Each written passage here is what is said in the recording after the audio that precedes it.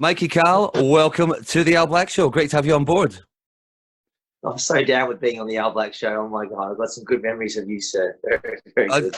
When the camera first came on, I didn't know whether it was Mikey Cahill or Davy Crockett, but it could be either one. You've got a few aliases that we'll get into later in the show. Davy Muppet today. Davy Muppet, absolutely. And just before we came on, we were just chatting about your name. So I said, is it Mikey Cahill or Cahill? And it's neither, apparently. So what's the story behind it? It's Carl. Just a good Irish name, Royce. Apparently, it used to be El Carl. And I've just basically been told all my life to say Carl. It's a good, icebreaker conversation. It's more an ice former than an icebreaker, actually. We've got a problem here. Exactly. But I did a 774 last night radio. And what were you doing on there? Talking about Welcome to Wham Bam, the new Wham Bam party that I'm doing with Jerome Borazio from Laneway, which is looking very big. We're hoping to get 4,000 people at our next event. That is definitely one of the topics we're going to cover today as well. So already we've jumped on about 3 different of my topics in the first 3 minutes. So just exactly what I expected from an interview with your good self, a bit all over the place. So speaking of that, I was trying to do some research on you, to find out maybe get an idea of a timeline about how you came to be where you are. And it was pretty tricky. It was like this happening over here and that happening over there and boom, boom, boom, and lots of tweets. And so I just thought I would take what I already know about you, throw in a healthy dose of winging it, and just see how we go from there. Does that work for you? Great MO. Perfect. Okay, let's go for it. So you grew up. Are you a country boy, city boy? Where did it all kick off? Best of both worlds, Al. I grew up in Berwick, 45 minutes out of Melbourne, southeast of Melbourne. So you go past Dandenong where it's pretty hectic, and then you get out to Berwick, sort of greener pastures, lovely area. I grew up there. I was born in Camperdown, way out in the country near Warrnambool. Moved when I was 18 months to Berwick, and then we had 4 more kids in Berwick. And then I did university in Berwick as well. What uni is that? It was Monash Berwick, which is it was Monash Berwick, and also Casey Tate did a double degree in journalism and sort of media. Mm-hmm. And then how'd you find that? It was good. It was very dry in parts. It just lived and died on how good the lecturers were. Yeah. Some of the lecturers were fantastic, and the others were just tedious. Yeah. But it was a great experience because we got to start our own magazine there called Ink. And we had one of those cool Mac computers, one of those early sort of whiz-bang Macs. We had a bit of a budget as well. So we could kind of take over because it was only 800 people on campus. But then I got asked to come back and do the commencement speech 2 years ago, which was a very big honour. And then I did the commencement speech, which is, as I said, big honour. And then they shut the uni down. No 6 way. months later. Oh, God. You better not do any more of those. No. I promise Al Black Show's got a bright future. Exactly. This could be the last one, folks. So what ended up happening to that? They just shut the whole place down. Yeah, I think they were basically trying to attract people to come all the way out to Berwick, but it's not a name like sort of Bandura, or you just couldn't get the numbers really. Yeah. And that's fine. It just ran its course really. I did some courses. Pardon the pun. Yes, very good. Thank you. I did some stuff at Monash Clayton as well. Monash Clayton was a great experience because that's 30 students doing drama there and meeting girls, and it was a good vibe. It was good. Mixing business with pleasure, were we? You had me at girls, said Al. Yes, exactly. Now, at what point did you realise music journalism was going to be your thing? Is that what you would call what you do? I mean, you do actually so many different things, but as a main gig, I guess. As a main gig, I reckon when I bought a Smash Hits magazine with Jason Donovan on the cover, I was age 10. And I remember that the romance of holding this magazine, this beautiful, shiny, glossy thing, getting it into are you talking about the magazine or Jason Donovan? Bit of both. Yeah. Let's face it. And I just remember thinking, I really want to, write this really irreverent, fun style and, voice my opinions about music onto people and expose artists to people as well. So, yes, I just started, going along with it there and writing at school as much as I could. And then I joined Buzz magazine, which was a mate of mine was doing. That was at uni. And they got some good interviews. A pretty crappy magazine. But from there, Al, I... Tell it like it is. Don't hold back. Where you and I met at Impress magazine. That's right. And I gave them I gave them a copy of the A to Z guide of the big day out, and I wrapped it in huge rave posters in a big box and put 20 sticks of Mentos inside with my mobile number written on a napkin, wrapped around every Mentos stick. And I got a call from Craig saying, "Good news, we're going to run a full page of your A to Z big day out story." Wow. So it was sort of kicked off from there, and then I just kept on trucking. Yeah, right. It must have been those Mentos. Now, are you sure it was Mentos? I could have. You couldn't afford anything else back then. Can you give me an example? Can you remember like what a couple of the letters were? I mean, I'm really pushing you now. Yeah. Yeah. I love it. B was for Basement Jacks. Yeah. Then under each one of them, I had find and avoid, and for F, I had find, funny friends, and avoid friends or wrong. Right. Okay. Not a fan. But, yeah, and it's you don't want to just be an advertorial. You want to tell people this is good, this is bad, and people respect you more when you have strong opinions. As I'm sure you know.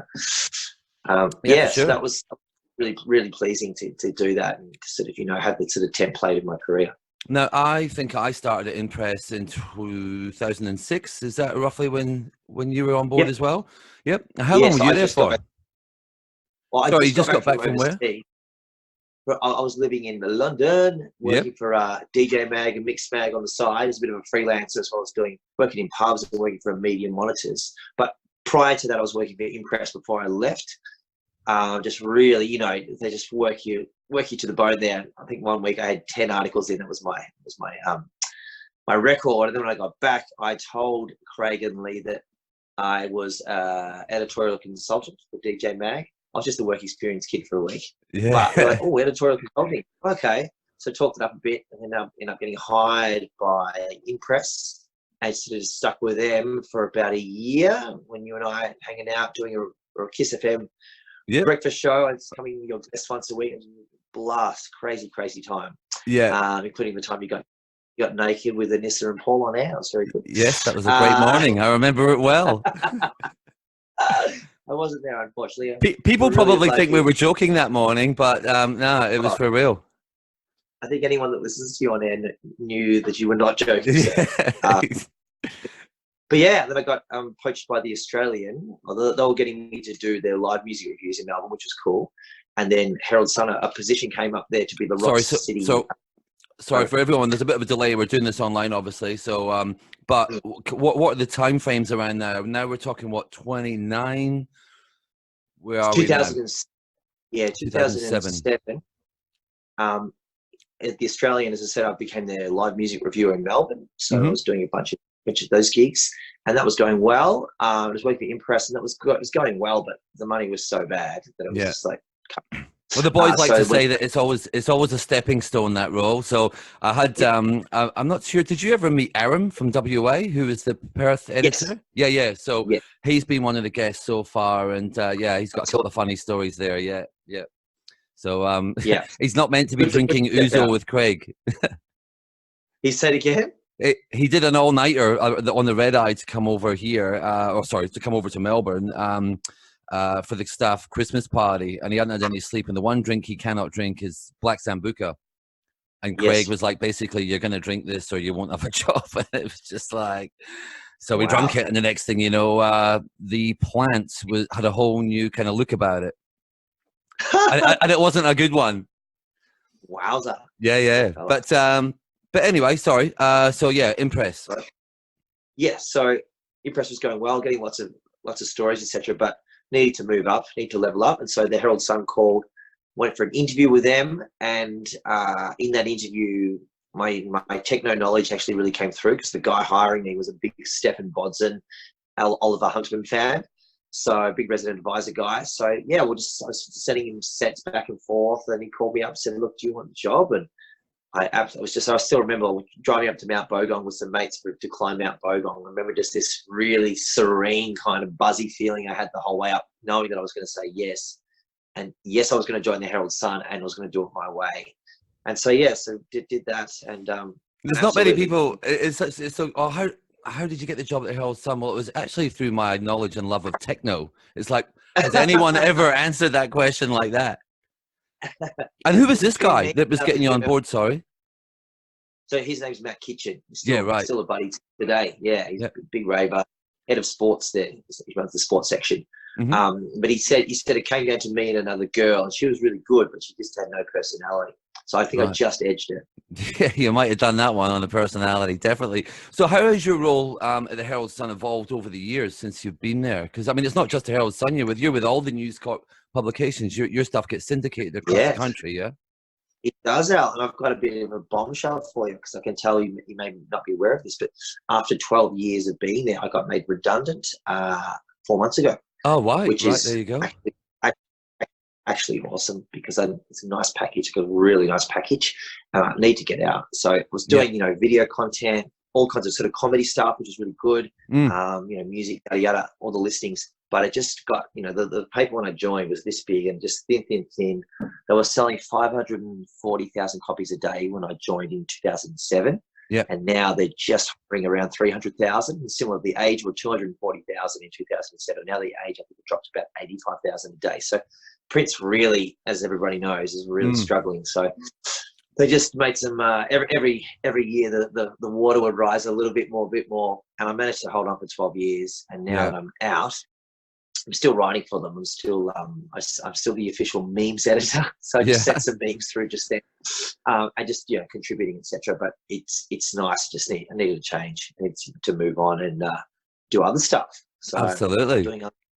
See, that's where when I was doing my research, that's when it would have been really handy for me to have that timeline. I thought you were going to break some awesome story. It was like, that was 4 months ago and I left. So apologies for my lack of knowledge there. So now you've obviously covered so many amazing acts over the years. Is there any particular ones that shine above the others, like personally for you? Now, I'm going to ask this similar question about gigs and festivals. So I'm talking about the acts themselves. Who's really done it for you over the last sort of 15 years? Well, interviewing Beck, each time I've interviewed Beck has been kind of a religious experience. Just that feeling afterwards of just kind of a shortness of breath. Having been, because he's someone that thinks fast and talks really slowly. And he just, I just worship the guy. So that has been just, an absolutely next level kind of moment. Tim Rogers always comes through with amazingly juicy quotes and straight off the bat, and he never holds back on anything like that. So those have been great. Björk was a huge disappointment. Sorry to bring it down, but just the reality of being a music journalist. 6 a.m. trying not to wake up on your baby, crammed in a laundry, freezing cold. Björk couldn't hear me. I couldn't really hear her. So sometimes you just have those as a music journalist. You have those ones you build up so much in your mind, and then you walk away from going, it's hard work. Probably actually the recent one in terms of just amazing, Bill Murray. I did an interview with Bill Murray, and he was so charming and so funny, and I asked him to do a lot of the best lines he gets on the street so he's doing lines from Ghostbusters and Caddyshack, and he was in New Zealand at the time, just about to hit Australia, and I was asking him about the quackers. He goes, "Yeah, the quackos." I went, "Yeah, the quackers." That's what I said, the quackos. He just kept saying the quackos, said the quackers, just really, pushing it. He admitted to falling in love with Sigourney Weaver on the set of Ghostbusters. Wow. I heard, because I said, when I was at uni, we got a little stoned. I went to a girl's house and she played us the cello, and it changed my life, because he was out on this sort of cello tour with this other guy. And he goes, "Wow, Sigourney Weaver played me the cello. And that's how I fell in love with her on the Ghostbusters set." I'm like, so. You weren't expecting that one. No. And that's a classic thing, I reckon, if you give of yourself in an interview, how much you get back. Because totally. Two things happen. The subject of the interview kind of goes, "Hey, this is about me." And also they go, "Oh, cool. Well, if you're being this open, I can be this open as well." So it's a good way of disarming an interview subject, I think. Unfortunately, Mikey, I do not have any cello stories, so we might have to leave the cello there. But I actually heard the opposite. I heard, because I'd heard Bill Murray was like, not that, not like you see him in comedies, like he's pretty deadpan and not that, so well done. Maybe it was just that one guy had a bad shot with him, but you've obviously done it well. It's a real funny, like people that interviewed Amy Schumer. Yeah, certain people just can get off on the wrong foot, / it's the 30th view of the day. But, you just got to try and build rapport, use their name a lot, show you've done a bit of research. And you know, like I know you right now, you've become a hotshot DJ in WA. Whereas when I first knew you, you were just learning the ropes, and all of a sudden you picked it up really, really well. I remember me and Woz coming into the room going, Woz was like, "Did you hear that? Is that Al mixing? Like really sexy vocal house?" I'm like, "Yep, that's what's happening." Oh well, enough about me. So what about acts? What about acts that you've actually been to see as opposed to interviewing? Are there any standout gigs or standout? Not so much gigs, because I'm looking at gigs as well. Yeah, maybe gigs and acts. But festivals, I'm looking for the whole festival experience. So I could, for the benefit of those not watching YouTube, I thought you'd just gone to get something, and have you just grabbed a prop? You No, may have done. Aha! No, I do have props. I'll quickly grab a prop. Yeah, you go and grab a prop. Either that or it's a cold day in Melbourne and you're putting a rug over yourself. Oh, here we go. For the benefit of those not watching on YouTube, we now have a spinning world globe. Where are you going to take us to, Mikey? Well, I'm just going to spin it and I'm going to point to somewhere. Yep. Oh, wow. That's Reunion Island. Okay, you can barely see it. Big shark attack place, apparently, Reunion Island. Yeah. I heard recently. Reunion Island, just over there. Anyway, I went to a music festival there. Wow. I got flown over there with a band called True Live, sort of hip-hop, funk, rock band from Melbourne. Mm-hmm. They got to choose a journalist to take over, and I was lucky enough to go over there, have my own driver, beautiful hotel, everything paid for, you know.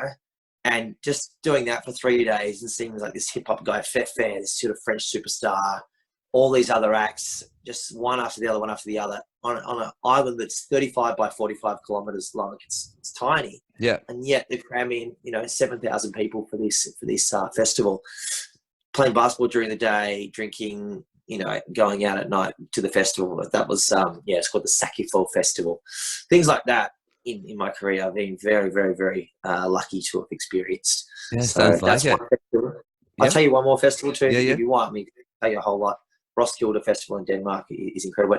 The Oya Festival in Norway, in Oslo, went there only 2.5 years ago to see the band High as a Kite, because we'd covered them quite a bit in Hit, in Herald Sun, and also got to see Grace Jones, the Arctic Monkeys.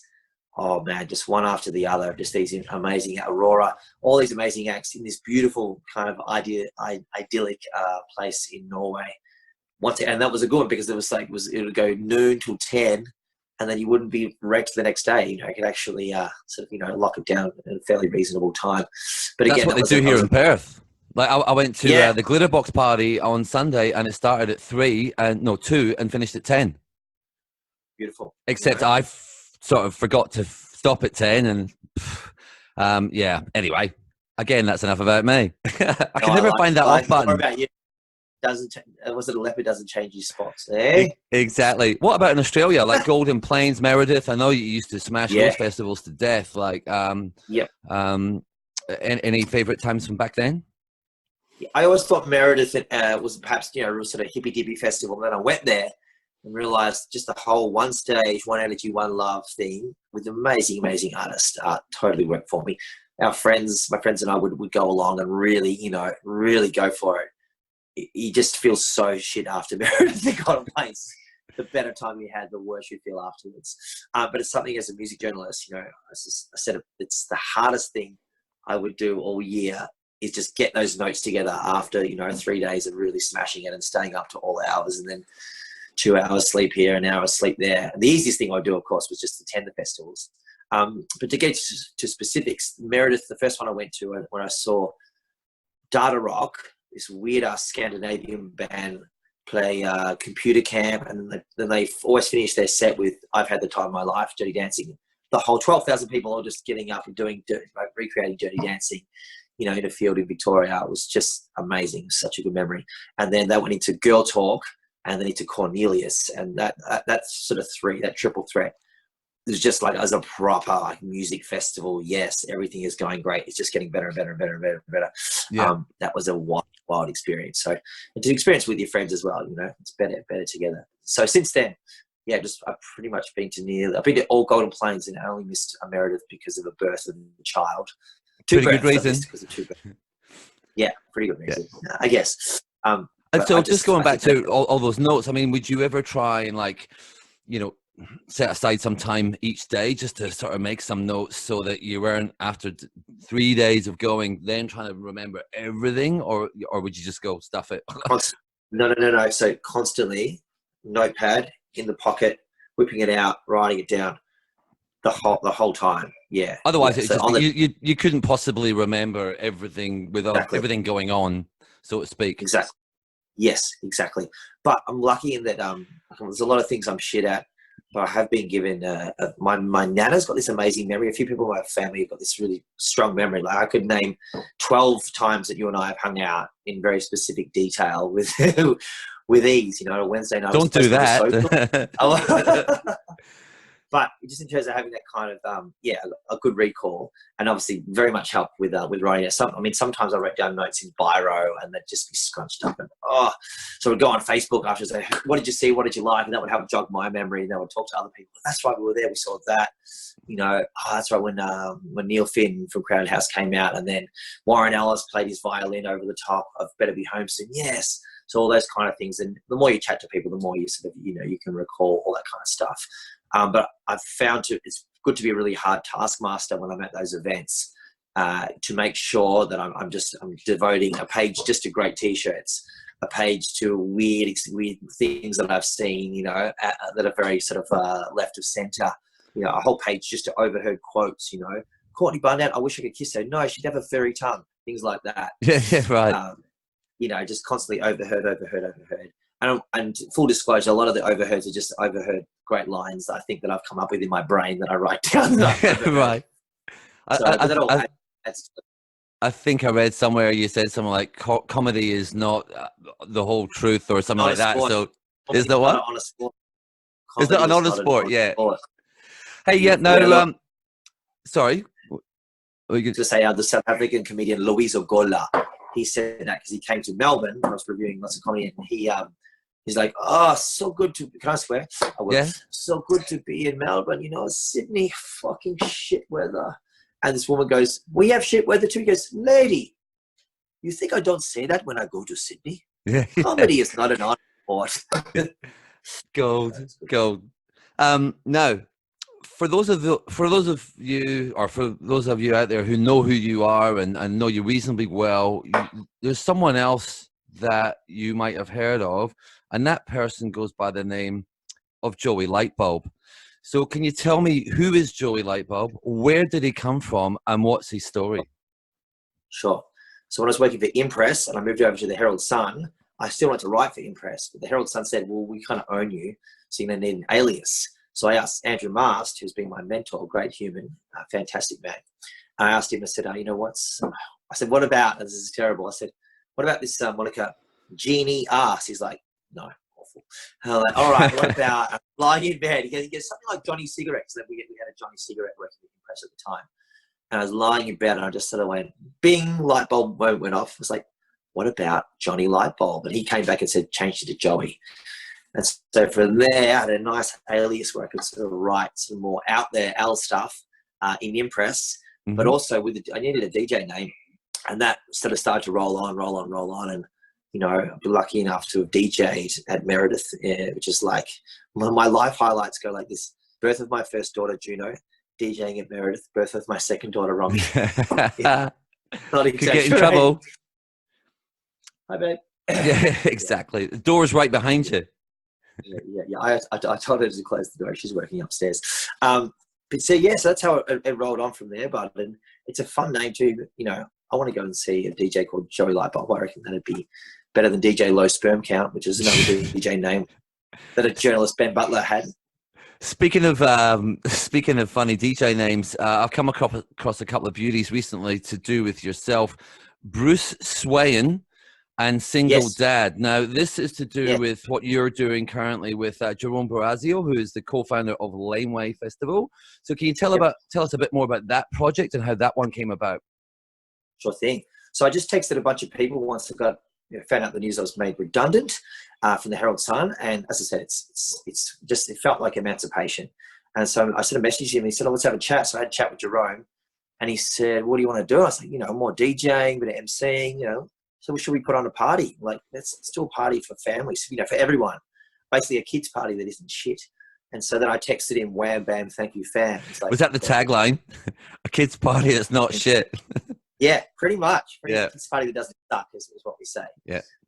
We sort of came up with it, and, you know, we just added a few elements in there. Got two of my mates involved, which Bruce Swain and DJ Single Dad. We played DJ Single Dad during the show. You can meet DJ Single Dad on 0411. we trigger his I was going to say that. Now, is he only DJ Single Dad at these parties, or is that his full-time DJ name? No, he's invented that just for these parties. Right. Yeah. Right. Okay. Got two sons. Hopefully, he can meet a certain someone. I can just imagine all the single mums coming up, going like, "Which one's DJ Single Dad?" You know, like. He's cute and he's charming too. He's got a lovely There you go.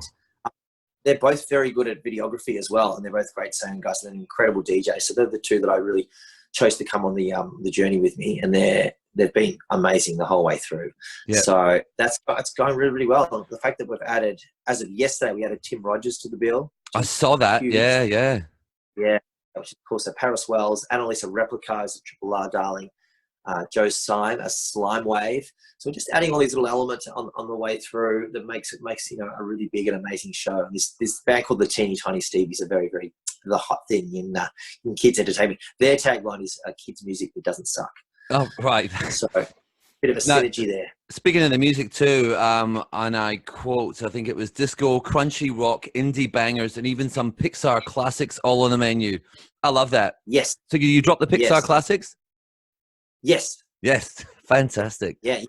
Yes. God, Pixar classics, stuff like, you know, the Toy Story films, a little bit of Frozen, just slip it in there. Nothing too cheesy. Yep. But any kind of, like, I play the Monkey Magic thing, just something I grew up on. You know, Monkey Magic. Me too. The Ninja Turtles stuff that kids really respond to, and parents do as well, and give you that nice evocative, like, oh, I remember going off to this, you know, coming home from school and singing Teenage Mutant Ninja Turtles. That kind of thing. So going off. I mean, we just have a very nice wide brief. Just fun music basically. So when's the next one that you're doing? Give it a plug. Go on. Sunday, November 24 at Welcome to Thornbury. Very big show. I'm definitely not shitting myself about it, and I'm just pulling it all together. We're doing a thing there called Welcome to Hornbury Speed Dating for Parents and Single People. So I'll be hosting that. Yes. Oh, that's gold. So, yeah, just the line "parent speed dating" jumps off the page. It's great. Definitely, that's gold. Where can people get tickets? Moshtix.com.au. Please buy tickets. We have lots of tickets left. We're selling really well, but honestly, the venue is just massive. We're hoping to get thousands of people in. So wow. It's coming along very nicely. The first two shows had 750 people at them each. And we're hoping for more at the next one. So been hitting it hard, hitting all the cafes with all the posters, street posters up, social media campaigns, you know, annoying people by texting them at 9 o'clock at night with a flyer and a Moshtix link. I just want people to know about it. You know, it's just my new gig. I don't want to go write advertising copy, or I'd rather do something super fun and hitting up all the daycare centres.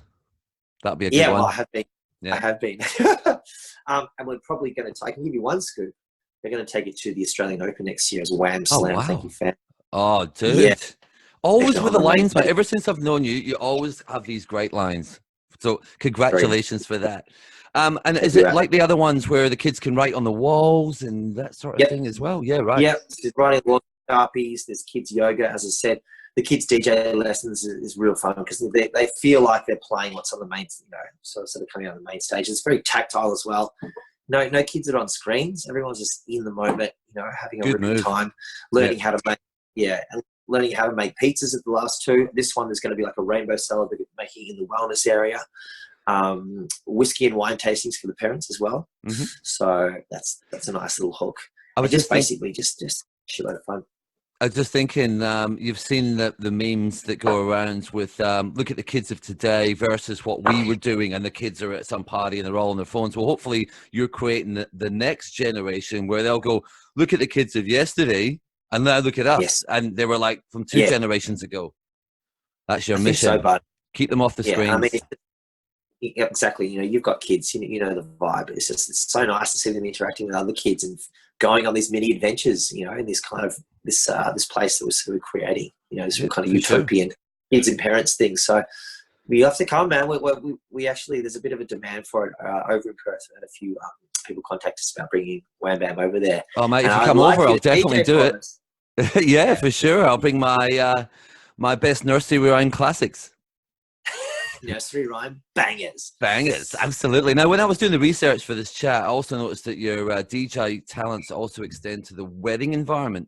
So I didn't know that you were in that space. And I always said I'd never do weddings, but then about a year ago, I did one, and now I've done a whole bunch. And it's definitely a whole different ball game. Yeah, so it's completely different to what you do in the bars and clubs. So how do you find the experience of DJing weddings as opposed to bars and clubs? And like, do you front up as Mikey Cahill, or are you Joey Lightbulb, or you never know what you're going to get?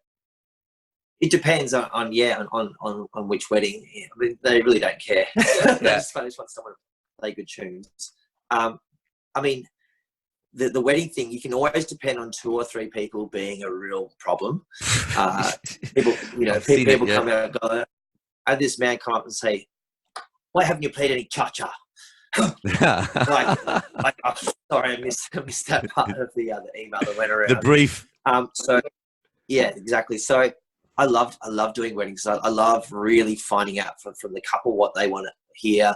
You know, the no-go songs. You know, and one couple said you have to play Chicken Dance. It was for our grandma. She's passed away, but that was her song. That went off. And then many other parties like, please don't play Chicken Dance. All Gangnam Style. I'll make sure I find out the songs on the no-go list.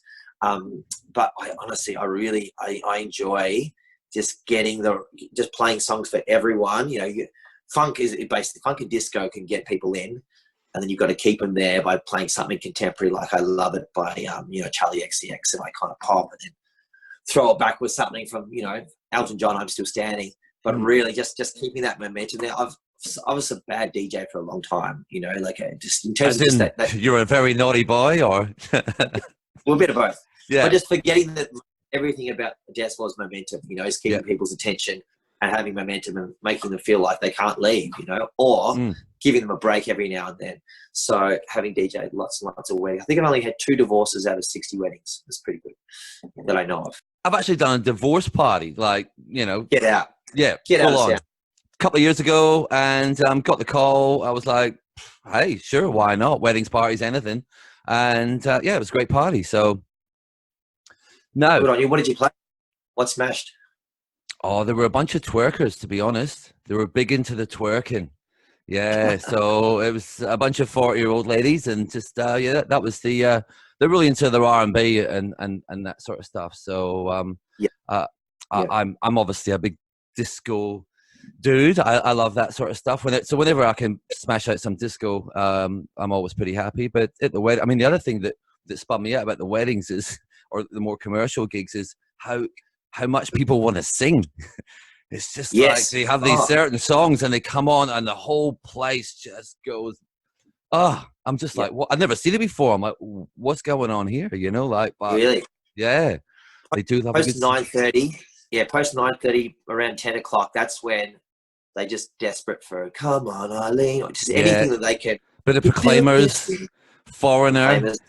There's, and then of course the big one over here in Perth. I'm not sure how big it is in Melbourne.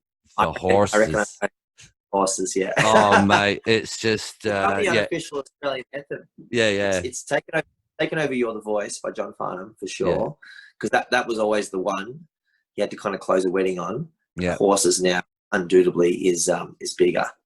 Definitely. And Pony into Pony Genuine. Pony, yeah, that's a huge one as well. Now, did you actually know? Someone's actually given you a recommendation on Reddit. They said, does anyone know of a DJ in Melbourne who would do a wedding but isn't necessarily a wedding DJ? And then they went on to say they're not trying to skimp on paying appropriate fees, etc., but they're just looking for someone with a different vibe. And someone piped in, Mikey Cahill, music writer from Herald Sun, does a good job. So there you go. I'm not sure if you've seen that one before. I saw that. Yeah, I saw that. I don't know whether I end up getting any work from it, but I'm lucky in that work keeps finding me with wedding stuff. Just keep going, I was at a wedding 3 years ago that you did. Can you come and do mine? That kind of thing. So that kind of thing keeps ticking on. I absolutely need to do a website though, where I'm really about yeah, it's going to be Mikey Cahill vibes, so wedding vibes, artist bio vibes, MC vibes, trivia vibes. Because yeah, the trivia thing as well is a big part of my life. And I'm coming to that too. too. I'm coming to that too because you've. I experienced the amazing trivia-ness of your good self back in 2007. But what I was going to mention was, as far as Joey Lightbulb goes, is there anywhere else that you're playing at the moment? You got any regular gigs on or stuff that you've got coming up? Yes, I've got a Sunday residency at the Espy now, which is nice one. Blast. Yeah, man. So it's start at 6, and then honestly by 8 o'clock, things are really humming. People are turning to each other saying, like it's a big kind of, this feels like Revolver kind of vibe. Yeah. Because, really, at first it was that you have to play rock and not too much stuff with sort of dancey. But now we're just moving to the disco-y stuff, like Drop the Pressure, the Milo track with Dr. Pressure. That kind of, as a sort of jump off point into a bit of Queen, into some, Todd Terje. That's been huge. It's just the last few weeks, Al, we've really just pushed it that way. And people are sticking around. They're clearing the chairs out. And it's just been, it's been an absolute blast. So well, hopefully you're playing on December 22nd because that's the day I fly in. It's a Sunday. It looks like I might be playing at the Vineyard that night, but maybe around 10 o'clock. Yeah. So I could come around and catch you at 6. Perfect. And then we'll go to Vineyard. Every chance that's going to happen. That sounds like a night for me and you. In there, Al. Absolutely. Al. As opposed to out there, Al. Yeah, I like it. So yeah, DJing there. I'm doing a wedding at Noisy Ritual, this cool Melbourne venue. That's coming up soon. Doing Falls Festival again. Sorry, where's that venue going to be? Noisy Ritual. Yeah, where's that? It's in North Kitty, Fitzroy kind of area. I'll look that up. But I've not been there yet, but people are really going on about how great a venue that is, which is cool. Obviously, yeah, they're coming up Sunday, November 24th, the big gig at Welcome to Thornbury, Welcome to Wham. It's going to be good. Falls Festival between bands on the 31st. So play from 11:30 to like 5:50, just a little 20-minute, half an hour, a little get in, get out, get the crowd revved up. That's a fun gig. I do that every year. So that's an absolute blast. And then this Australian Open thing, the Wham Slam thing coming in late Jan. So but totally up for more gigs. I did a gig the other night, Al, on a hydraulic thing. So I was in this new venue in Melbourne. It's called the Timber Yard in Port Melbourne.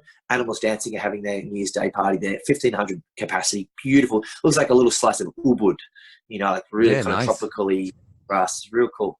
So I did a thing there, a solo exhibition there where I DJ'd on a hydraulics kind of scissor lift, yeah. Yeah, scissor lift, exactly. So that was an absolute blast. I love doing weird gigs like that. Yeah. So please check that when you're in town. Cool. Now, Joey Lightbulb isn't your only alter ego. You've also got another one, which is, dare I say, even more famous. How did you end up becoming the mascot for the Mighty Hawks? So, a friend of mine was doing it. He couldn't devote enough time to it. 2006 as well, just when I met you, actually. And he didn't have enough. His schedule was too busy or something. So they advertised it at a few universities. They got no bites. They didn't say the Hawthorn mascot. And then because I previously done Sonic Animation and PNUA as the Wild Strawberry, so I've been running around dressing up like an idiot for years. So in the actual interview, I could sort of present that I had pedigree. And then I just negotiated a price with them. And I've been a Hawthorn fan all my life. So I got in that bloody suit, Al, and here we are 13 years later. Still doing it. So you're still doing it? 14. Still doing it. Yeah. Wow. Yeah, absolutely love it. Did a year, last year was the Hawkette for a season. Because they forgot to accredit a girl. So I did just had a ponytail, bat my eyelashes, little wiggle butt, clearly a man. Yeah. Problematic in 2018 too. Didn't quite pull it off. So you must have a couple of funny stories from your time doing that. Like, it's pretty amazing, really. Oh yeah. No, one night I got into Eddie Maguire. I gave him a backhander on the butt, and then he turned around. Oh, come on, Hawka! And then I went him again and just came down on his vertebrae and really fucked him up. And he turned around and like he fronted up to me. Yeah, right. And I was actually kind of shitting myself under it because he really was good. So I just kind of went. Whoa! And then someone's like, Eddie, come here, mate. Come here, guys. And then he went off to the huddle. Yeah. And that later on that night as well, when I did the PNUA Wild Strawberry, dressed as the skull. jumped off stage, split my foot open, ended up in hospital, kissed a girl, started a torrid 3-month affair. It was a good vibe. Fantastic. You kissed her in the hospital? I kissed her on the way. Right. What was she? In the ambulance or something? What is she? She was the skull. Oh God, I was the strawberry and she was the skull. Brilliant. And the start of a fantastic love story. It was a lost story. Yeah, it was a vibe. All right. Now, you've got a couple other gigs on the sidelines. Again, pardon the pun. So tell us about the work you did with the Australian Music Prize. Or are you still doing that? And how did that come about? Still doing that. Yeah. So that was always something, you know, you send those insistent emails, you know, eventually sort of chip away. So I was doing that back when I first met you. Basically, there was 45 judges, too many judges on the What is the Australian Music Prize for a start? So it's Australia's Mercury Prize. So each year, a whole bunch of judges listen to a shitload of albums. They whittle it down to a top 9, and then they vote on those top 9. And kind of the prestige is getting nominated in a way, you know, because only one can win. But to be nominated, to be on the shortlist for the Australian Music Prize is a huge thing. $30,000 prize for the actual winner, which I novelty check as well. So yeah, so that was I really wanted to be involved with that. Got involved with it, and then they sort of got rid of all the judges and just kept 12, and then they built them up again. So since 2010, I've been doing that. So 8 or 9 years, and it's quite arduous because you're having to listen to stuff you wouldn't normally listen to, and trying to, do I like Parkway Drive? All right, I'm going to listen to this record 3 times to see whether I can find, you know, the kernel of truth in it, that kind of thing. But Dave Faulkner has been the head judge from Hoodoo Gurus, and now he's stepped down as head judge. So this year it's sort of in a little bit of I don't want to say turmoil, but no, it's it's sort of a little bit up in the air as to how it's all going to play out, especially because they may not have the $30,000 prize money. So we're going to try and get the PPCA on board again, because they make so much money out of all the radio staff that they can spare $30,000. I've been lobbying to increase it out to $40,000, because the first year it started, 2006, the drones won. They got $20,000. About 4 or 5 years later, the next, I think Lisa Mitchell won, and she got $30K. So every year it's a $30K. You know, last year, Gurumul, and then Sampler the Great before, and AB Original before that. So it just makes sense. Come on, these artists aren't making much money at all out of selling their work. So let's give them $40K.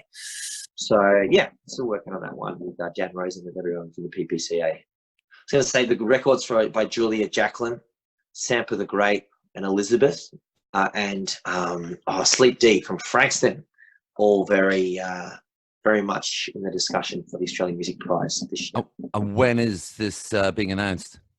So it gets announced in February. So they announced the shortlist in Jan, and yeah, then it gets announced February, and yeah, and then you know, someone gets to say I'm on the app and join the likes of Augie March, and as I said, the drones, and you know, some amazing artists, Jezebels. Yeah, it's really cool. I absolutely love it.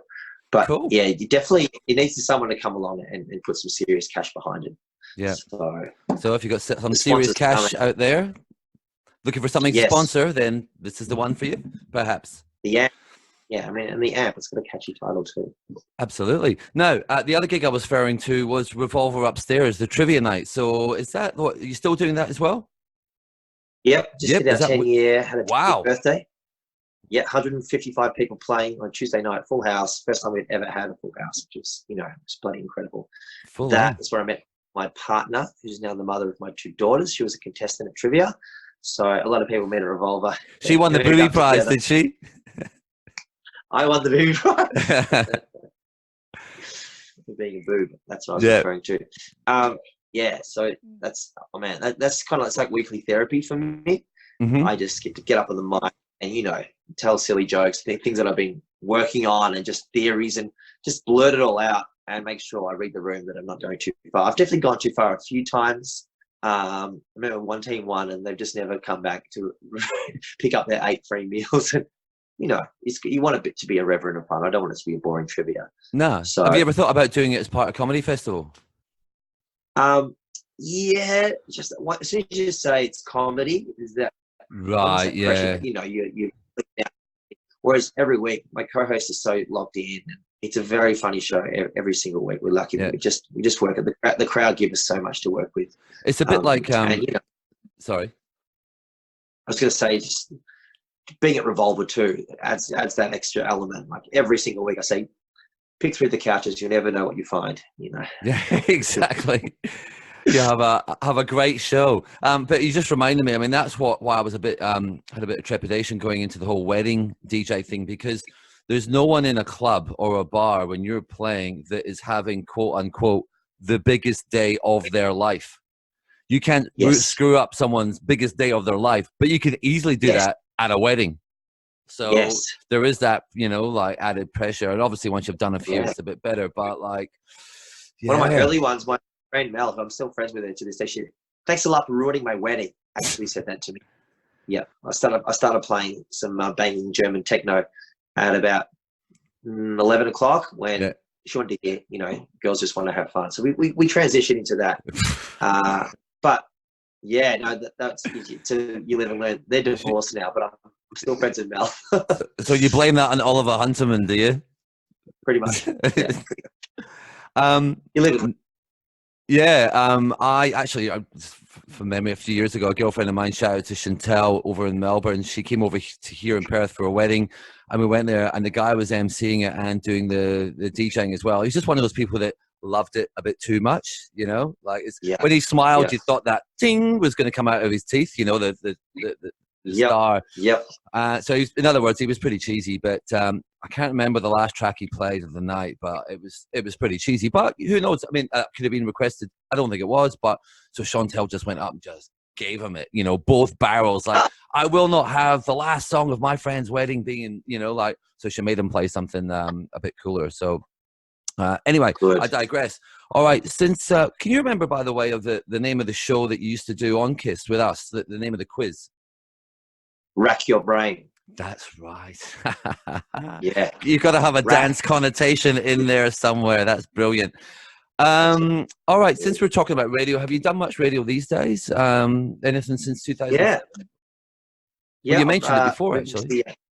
Yes, I was doing a regular spot on 774, which was really good fun, just in terms of like playing stuff that ABC listeners are not used to hearing, you know, pushing them out of their comfort zone, putting on some Roland S. Howard, putting on some Methyl Ethel, Jen Clower. So that's been going cool. I stopped doing that because obviously having a second child as well, just to go out on a Wednesday night after doing Basketball Monday, Trivia Tuesday, you know, it'd be poor form if I did it too much.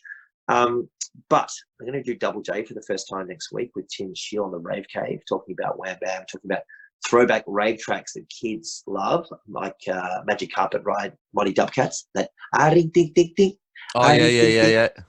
Oh, like when you say kids, you mean children? The children would love that song. Because I thought you meant like the younger people from today. I thought you were going to say like Sandstorm, like Darude, but the children probably quite aren't there yet. No, I reckon that would.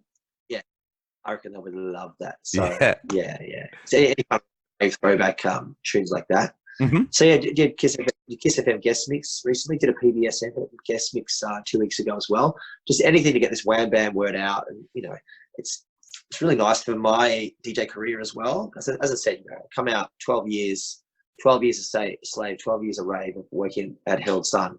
So it's time to really just have a go and do other stuff. So I can DJ as much as possible. You know, as a fellow DJ, it's so much fun to do.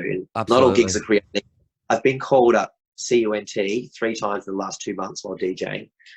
Really? A girl tried to fight me recently, and then an hour later she was in the toilet. Erin, someone was like, "Oh, Erin's in the toilet again." And I went in there to have a piss, and I could see a hand covered in orange spew, and she was throwing up in the toilet, having a good old chunder. This is after trying to get me to play NSYNC at 8 p.m. So she got what was coming, unfortunately. Yeah, it sounds like she started her night a little bit. She came out the blocks a little too early that night. Exactly, if you want NSYNC at 8 and spewing at 5 past. Yeah. Foolish. So, you know, that's the thing about DJing is we get paid pretty well, but you do have to put up, as you just pointed out, you know, two people, it's the biggest day of their lives. They're building it up. They want it to be perfect, and if shit goes wrong, then You know, I've had a time when the microphone didn't work for the speeches, and it was just, oh boy, it was excruciating. So, yeah, you got to have those spare batteries. Okay, we're coming towards the end. So how do you think the Australian music scene has changed ever since you wrote that first article? Good question. I think it's definitely segmented and just sort of, you know, diversified so much. Obviously, because of the internet, you don't have to be an indie rock band to get on Triple J, or, you know, to get feature album on Triple R. It's become, hugely diverse in a really cool way. To have someone like Sampa the Great, who everyone's getting around, that is just, that feels amazing. She nearly caused a sinkhole at Northside Records recently. She did this album launch for The Return, and people just went wild for it. So I love seeing how you know, sort of how left field and how out there a lot of artists are getting to be. It's a pity that people aren't making enough money from their music. You know, it's quite disheartening to have to gig so much, but that's kind of turned around as well. I know with Spotify, there's a band called Klo, K-L-L-O, kind of ambienty, dancey, kind of the XX style from Melbourne, two-piece. They're making enough money that, you know, they're not rich by any means, but the streams, they're one of the first bands to, you know, to get 1 million streams. You know, Cooking on Three Burners with the Kungs remix with Kylie Aldis of this girl, that recently did 1 billion streams. It's the one of the first Australian songs to be a unicorn and to tick over that 1 billion streams mark. So things like that, you know, it's finally it's turned that artists, if you put out a fantastic song and gets picked up by enough playlists and, you know, gets synced somewhere, you can actually make a go of it. So that's pleasing as well. If you'd asked me this 3 years ago, I would have been a little bit stop doom and gloom as opposed to Spotify. Yeah. So, you know, you always got to look on the positives. What do you see coming in the future then? On that note, there's a band called Flower Truck, which I like more than anyone else from Sydney. We're really kind of this go-betweensy, Husker-Du kind of jerky cure-like band. So I really like them. I want them to do a bit more stuff. Locally, there's a guy called Will RSK who just does that really kind of slamming John Hopkinsy techno. I think he's amazing. CC Disco DJ is like, she's doing so well overseas. You know, she lived in Berlin, lived in Lisbon for a little while. She's just come back. She's kind of like the first lady of Australia's dance music, kind of a Jeanette kind of figure for now. I guess Jeanette Stoss is still around, still doing great things. But all these people that are getting the plaudits because it's world class, you know, people in Melbourne especially. You go out and you're hearing stuff that is absolutely, you know, you go somewhere in Berlin or New York and you hear stuff that's just as good. So I think it's the communities, everyone helps out everybody else. So I think that's great. You know, Milk Records and Remote Control and Chapter, labels like this, they just nurture artists so well. That's really cool to watch and to see all that sort of percolate. So, and what about look out for this girl. Sorry, look out for this girl Elizabeth, previously in Totally Mild. She's really coming along. There's a lot of love for her out there. And Julia Jacqueline just did a song with Lana Del Rey. Tonight's going to Lana Del Rey sang her song on stage with Julia there, which is, you know, once you get that kind of cosign, you're pretty set. There's some big cred right there. Now, what about for yourself, Michael Cahill, and Joey Lightbulb? What have we got in store for the two of you the next couple of years? Well, hopefully taking this Wham Bam thing to the next level. You know, the Australian Open next year. That's going to be a really, really big moment. I got a podcast deal actually with Mushroom. It's going to start in January. So I'm going to be doing podcasts of their classic albums from their back catalogue, and obviously Mushroom, Jimmy Barnes, Baby Animals, get so many, you know, all the IOU surgery process. There's so many labels that they can sort of call upon and records. So that just got greenlit 3 days ago, which was cool. I got a call. Congratulations on that one. And then the next day said, no, it's on. We're doing it. So that's going to be amazing. So I'm very much into doing that. It's a little bit up in the air, bud, which kind of feels cool. You know, it feels nice to be able to go, all right, I can just throw myself into this Wham Bam thing and really push it. And I think once the Australian Open thing kicks off, that's when we film it, we can show it to other people. Hopefully we can take it internationally, you know, and just, you know, take it around everywhere. Well, I'd love to see you bring it over here. Hell yeah. I think, Now, if we got to that final part of the show, like I like to do every episode, where I ask the guest your favorite party story of all time that you're happy to talk about on the podcast. Yes, that I'd be happy to talk about on the podcast. Okay. So many. I would say going to Fabric's 7th What birthday year? as a reviewer for DJ Mag. The year would have been 2005. And previously, I'd been banned from Fabric because I jumped off level 2 to level 1 twice. And the guy scurried after me because I just wanted to get the crowd involved. The guy scurried after me and, you know, picked me out. And then a month later, I came in, and from 100 meters away, they saw me. And as I walked closer, they said, "Oh, he not coming in tonight. He jumped off twice." So I was banned. But then I put on a disguise. And I was Andrew from South Africa. And so matted my hair down, wore glasses, sort of tried to my tune a little bit like, hello, my bro, my channel. And went in there and got in there dressed, you know, in this kind of like accountant's wear. And yeah, man, just went in there and, you know, as I was reviewing for DJ Mag, so we actually went there in a party bus that had decks on the bus. As well as in my mind, there was an open fire. They can't have been an open fire, but there was decks on the bus and we were going from club to club, you know, hit Fabric, had a great time there, and then moved on to the Egg, which was like the Revolver of London in King's Cross, and had a wonderful, wonderful time there. You know, it might have ended up with a little peck on my cheek as well. And yeah, just remember that, thinking this is one of the all-time great nights. There was one guy who was really rude to me as the night went on, just one guy the whole night. And I remember standing next to him with this balloon for Fabric, and I said, "Less pout, more shout." And I'm thinking I nailed it. No, off you go, mate. Well, I think that just explains exactly how good a night you were having if you thought there was an open fire on a moving bus. That sums it up, I reckon. And on that note, mate, I just wanted to say a massive thank you for coming on board the show. It's been great to have you. Unreal. I feel like I'm in the Kramer show, but with Al Black. I love it. Very good. All right. And I love the hat too. Perfect. All right, mate. All the best. Mwah. See you, Al. Love you. See you next time. Cheers.